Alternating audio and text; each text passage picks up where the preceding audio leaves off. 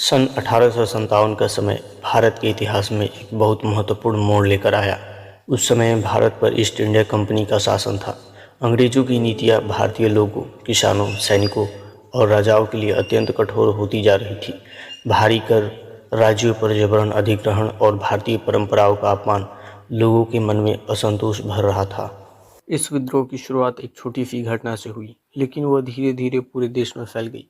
उस समय भारतीय सैनिकों को नई बंदूकें दी गई, जिन्हें एनफील्ड राइफल कहा जाता था। इन राइफलों के कारतूसों को खोलने के लिए सैनिकों को दांतों से काटना पड़ता था।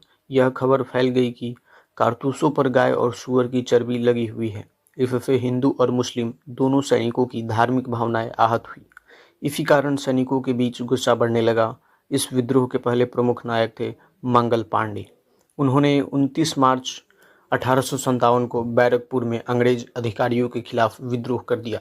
हालांकि अंग्रेजों ने उन्हें गिरफ्तार कर लिया और बाद में फांसी दे दी, लेकिन उनकी बहादुरी ने पूरे देश के सैनिकों को प्रेरित कर दिया। इसके बाद 10 मई 1857 को मेरठ में भारतीय सैनिकों ने खुलकर विद्रोह कर दिया। उन्होंने अंग्रेज अधिकारियों के खिलाफ लड़ाइयाँ छेड़ दी और फिर वे दिल्ली पहुंच गए।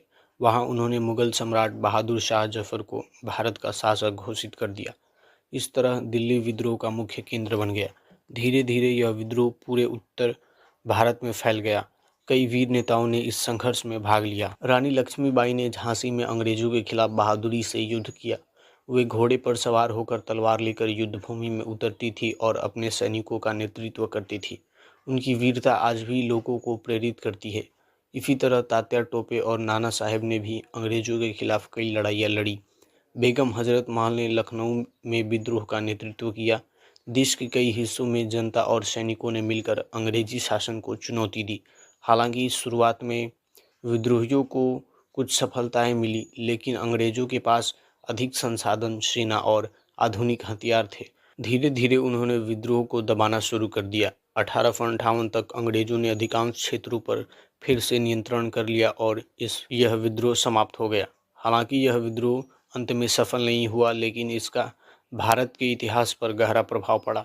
इसके बाद ईस्ट इंडिया कंपनी का शासन समाप्त कर दिया गया और भारत का शासन सीधे ब्रिटिश सरकार के हाथों में चला गया।